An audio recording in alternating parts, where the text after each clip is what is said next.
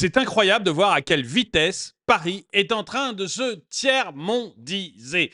J'ai déjà fait une ou deux vidéos sur ce thème où on voit des pratiques qui sont maintenant répandues, habituelles à Paris, qui ne choquent même plus les Parisiens, mais qui sont tout simplement dégueulasses et qu'on n'aurait jamais vu dans cette ville que j'ai habitée il y a 25 ans. On n'aurait jamais vu ça il y a 25 ans. Vous allez voir à quel point Paris devient la capitale du tiers-monde. Bonjour et bienvenue dans cette nouvelle vidéo de DME en direct. Comme toujours, si vous n'êtes pas abonné, je vous suggère de le faire et de cliquer sur la cloche pour être prévenu lorsque je sors une nouvelle vidéo. Et je remercie JP qui m'a envoyé la vidéo que l'on va regarder ensemble. C'est une vidéo qui a été prise par un touriste espagnol. Et vous allez voir à quel point Paris est dégueulasse. Alors, avant de voir cette vidéo, je vais vous faire 2-3 anecdotes que j'ai personnellement vécues. Tu sais, j'ai habité très longtemps, 3 années aux États-Unis, à Atlanta, enfin à côté d'Atlanta. Et en revenant, je suis allé déjeuner d'abord avec mon père dans un café très bien situé à Paris, rue de Rivoli. Donc impeccable. Et je déjeune avec lui dans ce café rue de Rivoli et tout d'un coup, je vois passer un rat. Ce qui m'était jamais arrivé. Pour moi, ça a été une surprise. Et la plus grande surprise que j'ai eue, c'est de voir que tout le monde s'en foutait. Qu'un rat traverse le café, c'était devenu quelque chose de normal. Bon, moi, j'en croyais pas mes yeux, mais ok, avoir des rats, c'est normal. Et puis, je suis allé le soir et j'ai dîné au Jardin des Tuileries avec mon beau-frère et ma sœur. Voilà, on dîne tranquillement au Jardin des Tuileries. C'est toute fin d'après-midi dans une des petites, vous savez, vous avez des petits restaurants. Bon, c'est peut-être un peu beaucoup de dire restaurant, mais voilà, c'est des petits trucs au Jardin des Tuileries qui sont tout à fait sympathiques. Et là, je vois pas un rat, mais peut-être 5, 6, 7 rats qui s'approchent de nos tables, qui sont très très proches de nous, à moins d'un mètre de nous. Et je suis, moi, surpris de voir des rats qui se baladent comme ça, proches de nous. Eh ben, mon beau-frère et ma sœur trouvaient ça quasiment normal. C'était devenu une habitude à Paris. Ça n'inquiétait plus les Parisiens de voir des rats se balader au milieu d'eux. Et je me suis dit, est-ce que c'est moi? Eh ben non, tout récemment. Quand je dis tout récemment, c'est ce mois-ci. J'en discute avec un de mes amis suisses qui vient à Paris, qui voit des rats et qui lui aussi trouve que c'est parfaitement anormal d'avoir des rats dans une grande ville. C'est pas moi qui trouvait ça surprenant. Mon ami suisse, voir des rats dans une grande ville, ça lui a semblé mais complètement délirant. Alors, il n'y a pas que ça, je vous ai promis d'autres. Mais dites-moi, vous, dans les commentaires, si vous êtes comme moi, à trouver que... vous allez voir que la vidéo que je vais vous montrer, là, de JP, c'est encore plus dégueulasse que des rats. Les rats, à la limite, ça serait presque une anecdote s'il y avait que ce problème-là. Mais je vous avais fait une autre vidéo il y a quelque temps sur les crêpes à Paris. Sur les crêpes à Paris. Vous savez, il y a des vendeurs à la sauvette qui vendent des crêpes près de la Tour Eiffel. Hein, une petite crêpe que vous achetez comme ça près de la Tour Eiffel, etc.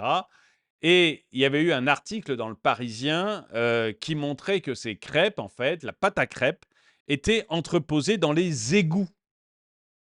La pâte à crêpes est entreposée dans les égouts. C'est-à-dire que quand vous mangez des crêpes à Paris, vous bouffez des crêpes dont la pâte a été entreposée dans les égouts. Alors ça vous semble peut-être normal, mais c'est contre toutes les règles de l'hygiène, c'est totalement abracadabrant. Si vous voulez voir la vidéo, j'ai fait une playlist là sur Paris devient la capitale du tiers-monde, ou je ne sais plus si c'est ça le titre, ou la tiers-mondisation de Paris avance très vite. Je ne me rappelle plus. Mais voilà, il y a une playlist où il y a juste quelques vidéos.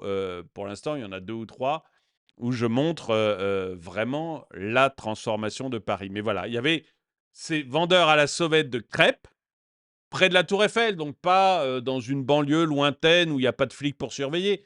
Là, on peut se dire qu'à côté de la Tour Eiffel, on peut mettre les forces de police nécessaires pour surveiller voilà, que les choses se passent bien. Non, vous avez des vendeurs à serviettes qui vous vendent des crêpes qui viennent des égouts. Voilà, bon.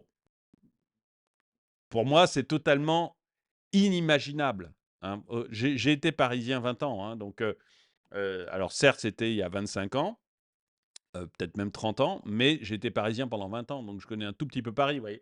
Mais ça me paraît complètement fou d'en arriver là, à Paris. Il y a un moment, mais quand est-ce qu'on dit stop? Et là donc, la vidéo que m'a donnée JP, alors pour moi, c'est quasiment le comble du dégueulasse. Ça a été tourné par un Espagnol qui visite Paris. Regardez les vidéos d'étrangers, allez sur Twitter, regardez les vidéos d'étrangers qui visitent Paris. Vous allez voir que les gens, mais hallucinent. Quand vous prenez des Japonais, quand vous prenez des Chinois,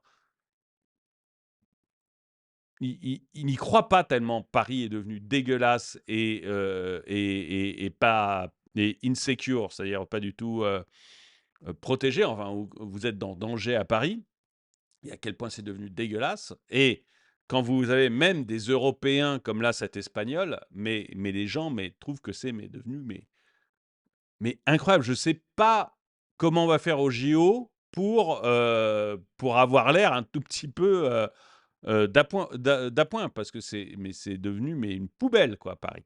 Alors, regardez la vidéo qui m'a tellement choqué. Voilà, JP m'a envoyé ça, il m'a dit, je sais pas si tu pourras en faire une vidéo, mais le truc m'a tellement choqué, c'est tellement dégueulasse que j'ai voulu vous la montrer, quoi. Donc, regardez ça avec moi.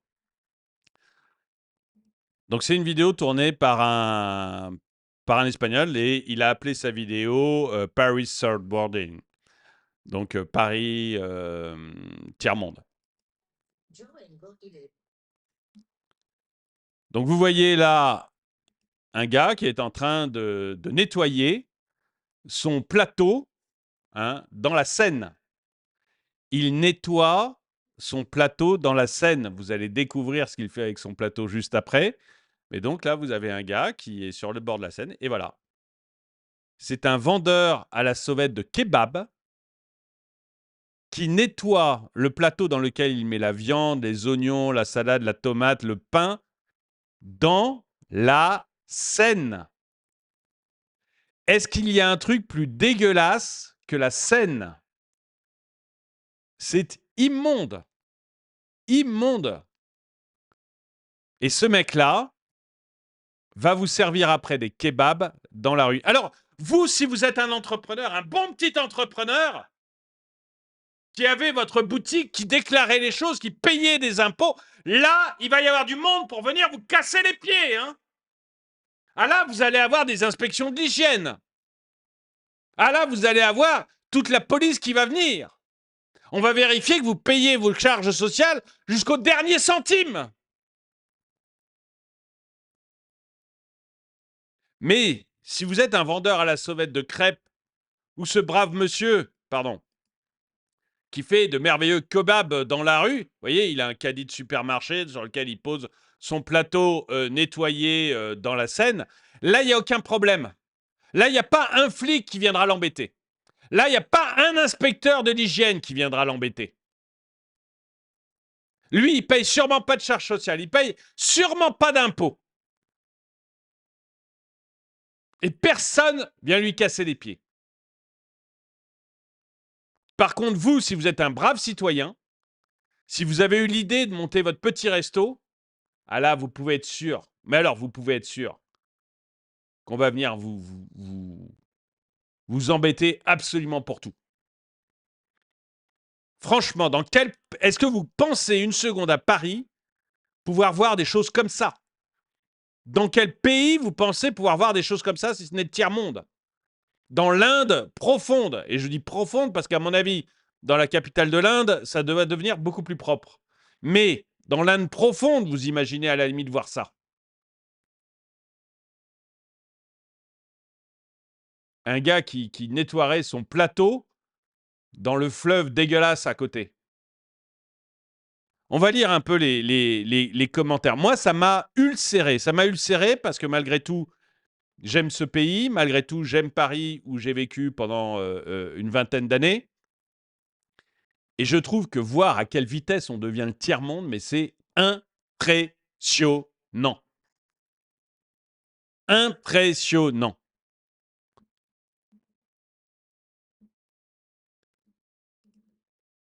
Au pays, ils lavent la vaisselle dans le Gange. Et on n'en fait pas toute une histoire, bande de fachos. Non, mais peut-être qu'effectivement, ils lavent la vaisselle dans le Gange et puis ils ont un taux de mortalité 10 fois supérieur au nôtre. Mais franchement, bon. Personnellement, je n'appelle pas ça nettoyer, mais plutôt assaisonner de bactéries au goût de Seine. Un peu trop de Seine, mais ça passe. Un peu trop de Seine, mais ça passe. Bon, il y en a qui gardent l'humour, au moins, c'est déjà pas mal. Mais c'est incroyable. C'est avant-gardiste. C'est comme ça que la plupart des Français de demain feront dans la France du futur, n'en déplaise aux fachos. Et c'est bien possible que on voit de plus en plus de Français aller faire leur vaisselle comme ça dans la Seine. On est loin des carpaccio de langoustine au caviar de cher Laurent. Bon, c'est Laurent Alexandre qui avait dû faire une recette de carpaccio de langoustine au caviar. Notez qu'en période de crue, les quantités de matières fécales, d'hydrocarbures, etc., relevées dans la Seine sont en très nette hausse. Donc la Seine, oui, pour ceux qui n'habitent pas Paris et qui ont encore une bonne image de la Seine en croyant... Vous savez, on peut se baigner dans la Seine, c'est Jacques Chirac qui en a fait la première promesse. Hein. C'est Jacques Chirac le premier à avoir promis aux Parisiens qu'on pourrait se baigner dans la Seine s'il était élu maire de Paris. Et puis finalement, à l'époque où il n'était pas président, à l'époque où il était juste maire de Paris. Et puis finalement, bon, on voit bien que si vous voulez vous baigner dans la Seine, vous allez finir avec des boutons partout, quoi. Vous avez des hydrocarbures, vous avez des matières fécales. C'est immonde. Mais c'est immonde. Anne Hidalgo qui dit qu'on va faire des compétitions à Seine, je ne sais pas comment on va le faire. Moi, je serais athlète, je refuserais de me baigner là-dedans. C'est un truc à choper la gale, quoi. Il faut... Enfin...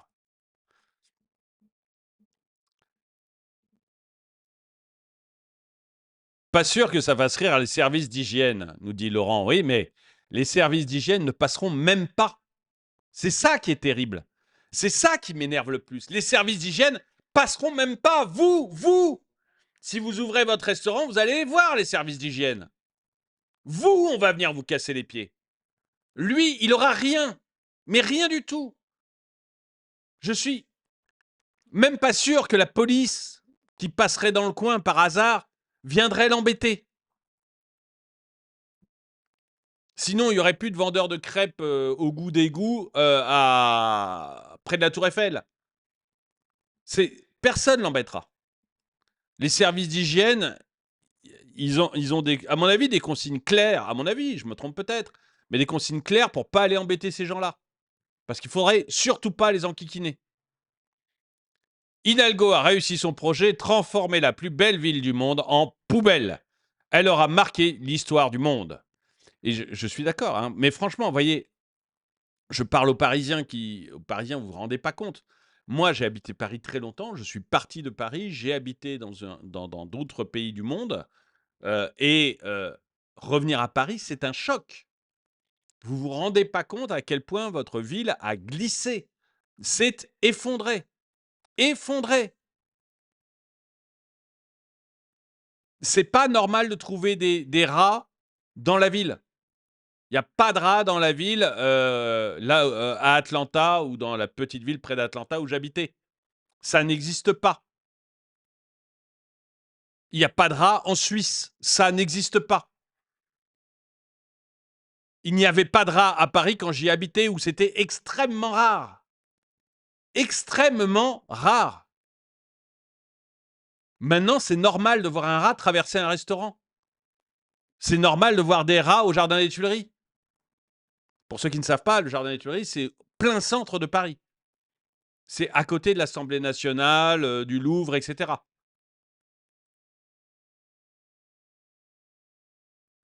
Pour les Parisiens, c'est pas normal. Vous vous êtes laissé entraîner dans une pente, mais catastrophique. C'est une poubelle, votre ville. Réveillez-vous!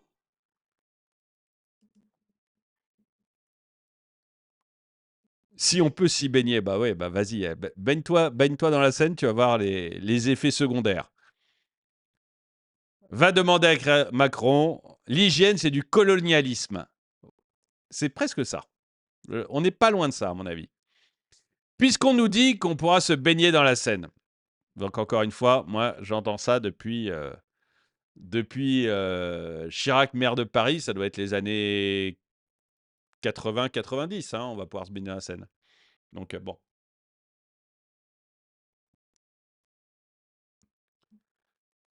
Heureusement que j'ai toujours fait attention où je mange. Le culinaire est très important. Nous ne sommes pas des chiens. Alors ceci, j'avais vu la façon dont étaient préparés les kebabs. Alors pas préparés devant vous, hein, mais préparés. En fait, vous avez deux types de kebabs. Vous savez là où on achète la viande, où c'est mis sur les pics là. Vous, ce que vous voyez, c'est le pic, et puis c'est chauffé, et le gars coupe son kebab. Bon. Et moi, j'avais vu un reportage, et donc il y avait du kebab fabriqué, je ne me rappelle plus, au Danemark peut-être, vous voyez, de ce genre de pays, et du kebab fabriqué, il me semble que c'était au Maroc. C'était un pays d'Afrique du Nord. Je ne me rappelle plus lequel. Je ne sais plus si c'était Algérie, Maroc, Tunisie, je ne me rappelle plus. Bon, mais un pays d'Afrique du Nord. Et les deux, après, étaient vendus en France. Le kebab fabriqué au Danemark, qui arrivait en France, bon, coûtait assez cher. Donc, du coup, il y avait peu de restaurants de kebab qui l'achetaient.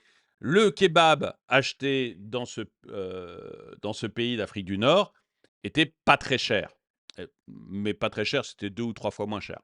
Donc, il y avait beaucoup, ils vendaient beaucoup à ceux qui faisaient des kebabs en France.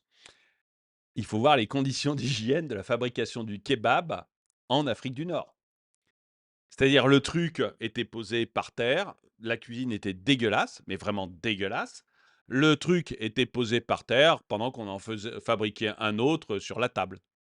Quand je dis le truc, c'est le pic avec la viande était posé par terre pendant qu'on en fabriquait un autre sur la table.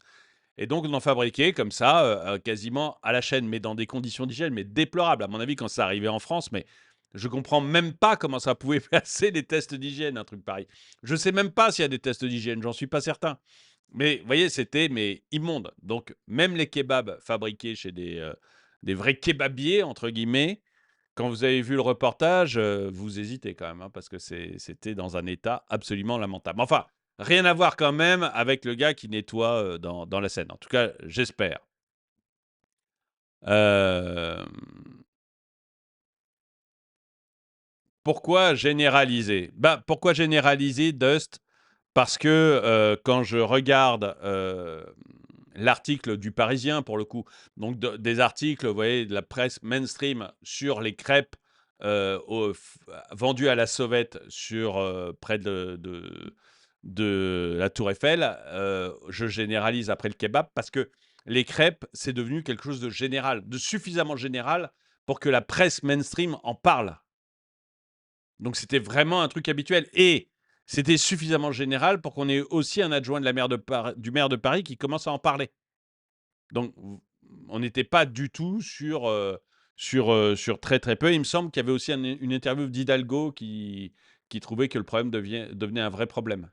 Donc vous voyez pas Hidalgo, Rachida Dati, l'opposante au maire de Paris, qui disait que le problème est devenu un vrai problème. Donc, je pense que ce problème de kebab à la sauvette, ça doit être assez général. Donc, voilà pourquoi on peut généraliser.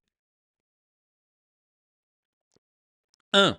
Importer le tiers-monde de manière massive en favorisant les pays africains à bas cuit. Bon, pas de remarque. Devenir le tiers-monde, guerre civile ethno-religieuse. Bon, je sais pas si... Bon, c'est peut-être un peu exagéré comme commentaire, donc je ne lis pas plus que ça. Je vois pas le problème, vraiment, vous. Comme au bled, vite, il faut en faire venir plus. Il faut l'accepter, toutes les cultures se valent et celle-ci sera bientôt majoritaire. Y aurait-il un lien entre l'immigration massive de population...